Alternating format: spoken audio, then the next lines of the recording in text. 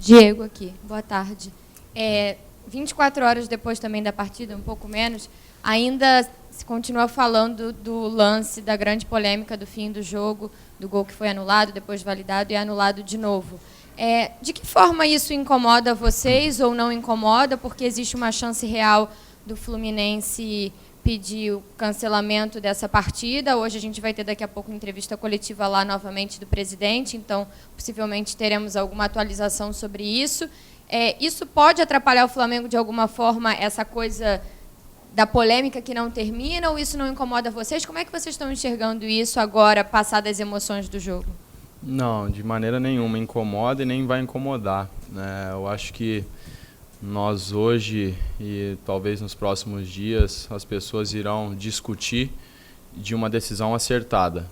Eu não sei se alguém aqui é contra essa minha afirmação, tanto na decisão dele invalidar o nosso primeiro gol, quanto na outra decisão de invalidar o gol do Fluminense. Foram duas decisões acertadas, né?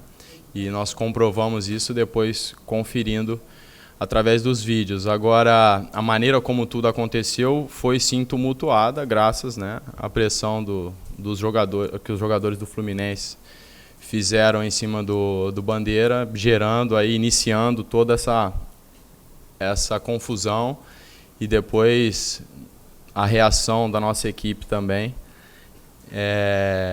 em conversar com o árbitro. Agora, eu acho que, como eu disse, eles acertaram, voltou atrás da primeira decisão, que foi a decisão correta e bem clara, vendo nas imagens, tanto do Bandeira quanto do juiz, logo depois que saiu o gol, a certeza que eles anularam o gol e depois, por algum motivo, o juiz decidiu mudar. Enfim, foi realmente conturbado, porém a decisão acertada, eles estão de parabéns por isso. É sempre complicado, nenhum de nós gostaríamos de estar na pele da arbitragem, porque é muito difícil, eles não têm esse acesso que nós temos e que todos os torcedores têm, hoje em dia principalmente, através de smartphone, todos acompanham em tempo real o jogo, isso facilita muito.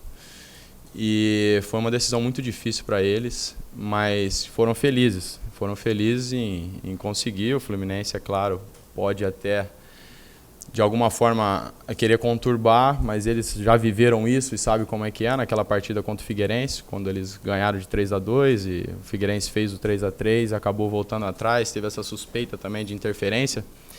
Eles passaram por isso, sabem muito bem como funciona, mas nós estamos extremamente tranquilos e aí com a sensação de realmente dever cumprido, porque nós vencemos o jogo por mérito. Fomos superiores, apesar de que demonstrar todo o meu respeito aqui pelo Fluminense, pelo grande jogo que fizeram também e pela qualidade dos seus jogadores e treinador, e realmente é uma equipe diferenciada. Mas vencemos o jogo de forma contundente e isso nos faz também ter mais tranquilidade. Diego, um clássico sempre envolve o lado emocional das duas partes, né? A rivalidade entre as equipes. O time saiu na frente, conseguiu marcar com o Leandro Damião, sofreu um gol no início da segunda etapa e teve a tranquilidade de buscar o seu momento, de fazer o segundo gol, independentemente de toda a confusão. Esse grau de maturidade que você vê em comparação com outros clubes que você já passou? Realmente nós temos frisado aí, né, o momento que nós atravessamos aí como grupo, principalmente, é algo especial. E por mais que eu já tenha tido algumas experiências no futebol, e estou com 31 anos, realmente é um grupo diferenciado nesse aspecto. Toda essa generosidade aí, perseverança, né, o sacrifício que a equipe tem demonstrado é algo especial, e isso tem feito a diferença, com certeza. É um dos grupos aí, dos melhores ambientes que eu já trabalhei. Mas nós estamos no caminho do nosso objetivo. Eu acho que temos algumas coisas ainda a serem acertadas, mas sem dúvida que nós estamos na direção certa. Provamos isso já em alguns jogos, por exemplo, como contra a Ponte Preta, contra o Cruzeiro, que foi aí ao extremo, eu acho. Enfim, situações adversas contra o Palmeiras, são muitas situações adversas que a equipe soube se comportar muito bem, né? E sem dúvida que isso é mérito de todo os profissionais que estão envolvidos aqui no futebol do Flamengo. Hoje em dia é difícil você ver jogador com características habilidosas de drible. Assim, a parte tática vem sobrepondo a parte individual do drible. Como é que é esse futebol sem o drible, né? Até no rachão, antigamente, o rachão hoje é um rachão de 2 toques. Você não vê jogador driblando no rachão. Pega a bola e toca. Até na brincadeira o drible sumiu. Como é que você vê isso? Eu acho que você tem razão. Ao mesmo tempo, o jogador habilidoso ele tem que se adequar ao futebol moderno, que requer muita rapidez na decisão. Então, hoje, para você ser técnico, você tem que ser mais objetivo. Eu acho que antes ainda tinha a possibilidade de você fazer aquela firula e a marcação não dobrava, você ainda tinha a possibilidade de encontrar um espaço. Hoje em dia, se você parar 1 segundo a mais preocupado em dar um drible de efeito, você acaba permitindo que a defesa adversária feche, né? Então, um jogador, por exemplo, como o Neymar, na minha opinião, faz isso perfeito.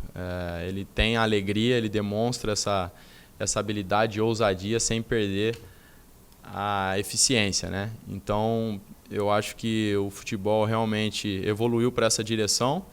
Hoje em dia, você vê jogadores de destaque nos principais clubes mundiais, que é onde a principal característica é a velocidade e a força. Antigamente não era assim, partia sempre da técnica para depois você buscar as outras características. Mas o futebol está nessa direção, mas ainda é possível você encontrar jogadores como o Neymar, né? E você conseguindo alinhar aí equilibrar esses fatores, acaba se diferenciando e para quem assiste é muito mais prazeroso.